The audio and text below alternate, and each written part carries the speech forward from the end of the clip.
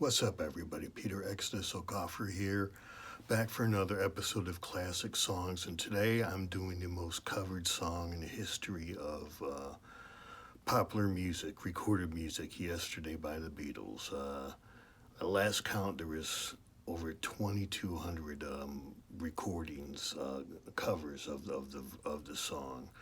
It came out in 1965 in the Help album. If you've listened to some of my I think when I did the Beatles, I did a trio with the Beatles, the Rolling Stones, and the Who, and uh,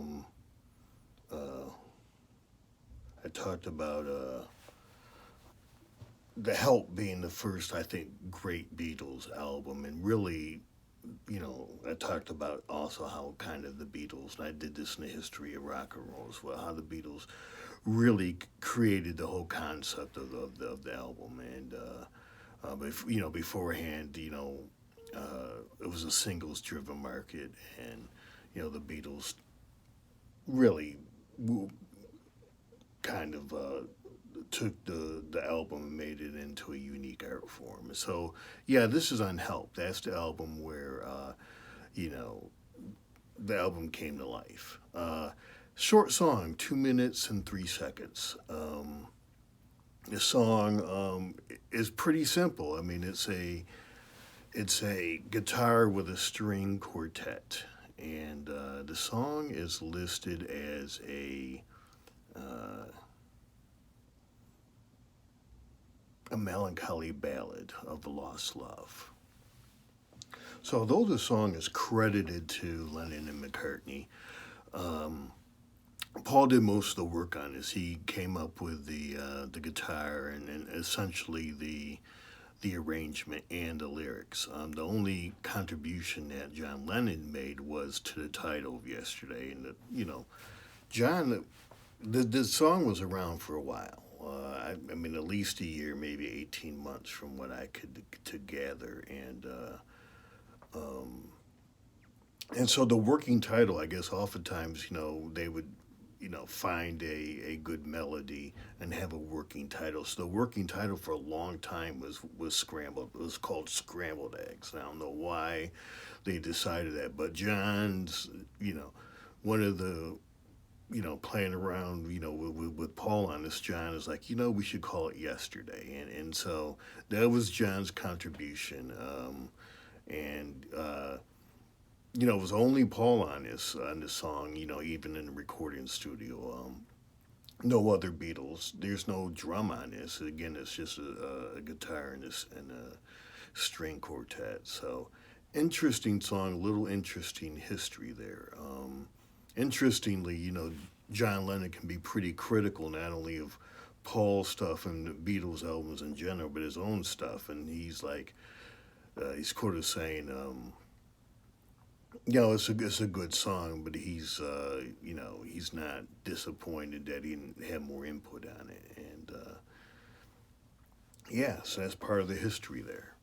So it's the appeal of the song. I mean, the song is I think is a game changer. It's a pretty heavy song. I mean, when you read the lyrics and see what the lyrics are talking about, I mean, it's more blues based, and as I said, I always felt the Rolling Stones came out of the blues, and the Beatles came out of the that first generation of rock and roll. But it's it has that melancholy of the blues, and so it's a heavy song. I mean, it's not. I mean, the puppy love we were used to, and even when they sang about breakups, and early rock and roll and the early Beatles, I mean, they didn't really get in deep, about the pain. But this song kind of does that, and it's kind of why I think you have to remember too. I mean, the blues were essentially in the black community, and it was big. In for white audiences in Europe, so this was sort of new for a lot of listeners in America because they really were not, you know, in tune with what the blues was about. So, yeah, interesting part of history. One of the things I find interesting with the Beatles, I've never been one of those, oh, I wish the Beatles never broke up. I mean, hey, folks grow apart, but I think the beauty of them breaking up when they did is you get to really see what each Beatle brought to the mix and brought to the table. And for the most part, I mean, you know, I think I've said before in one of the episodes, Paul McCartney's maybe the best hook writer in modern music. The last you know from the mid '60s to today. I mean, he can just write great hooks. And his songs tend to be hooky and happier, and John tends to deal with the heavier stuff and deeper lyrically. But this, interestingly enough, is Paul being more in John's territory. I mean, this is the great lyrics. Um, you know, it meant again melancholy and yeah. So he's kind of the other song where I think you know. Uh, Paul kind of gets into John's territory is "Let It Be," and I guess that was about Paul's mom passed. I think when he was in his teens, and Mother Mary comes to me, and that was his mother's name. So a lot of particularly when he left the Beatles. I mean, those first few solo albums with John, he dealt with the loss of his mom as well, a lot. So interesting, where you're just kind of role flipping here. And just talking a little bit about you know the different things I think the Beatles brought. Ringo was you know kind of the glue that held the Beatles together. He got along with everybody. Everybody wrote and played on his solo stuff. I mean, if you watch Get Back, on I think it's on Disney.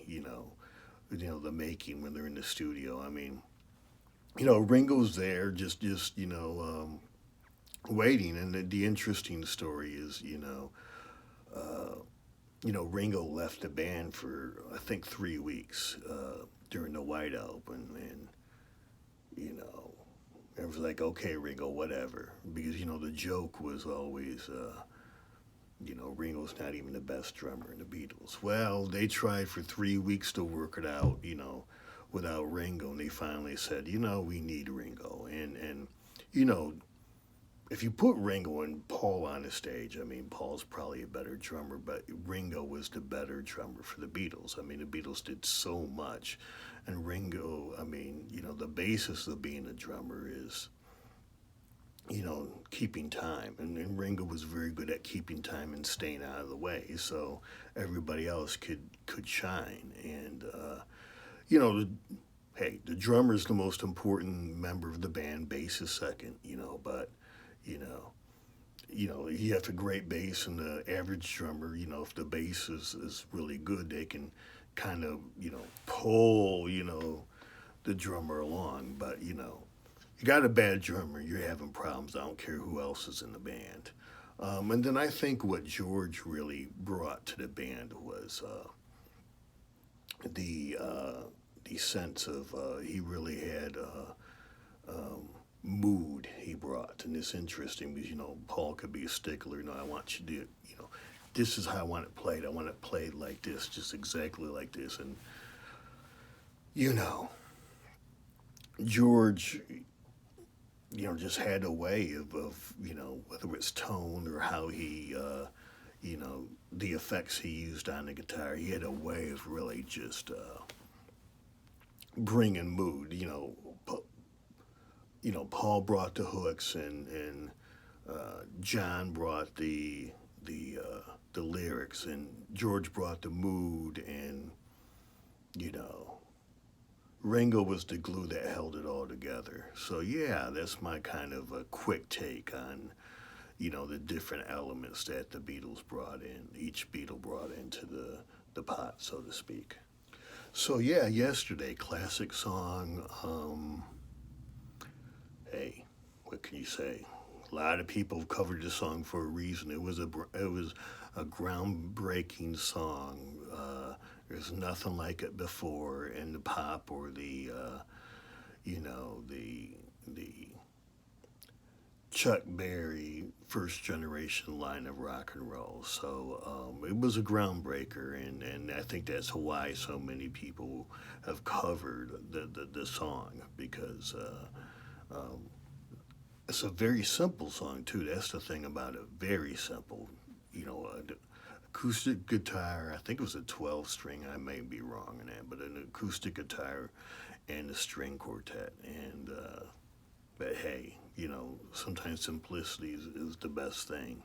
So anyway, thanks for coming through. Hit the like button, subscribe to the channel. I got 4 albums out, working on number 5, hopefully in the next month or two. Get that ready to drop. And I also have 2 science fiction fantasy novels and a novella on Amazon. So thank you for coming through. Hope you come through again soon. I've still got a lot of topics I want to cover, and I appreciate your support. Have a nice day.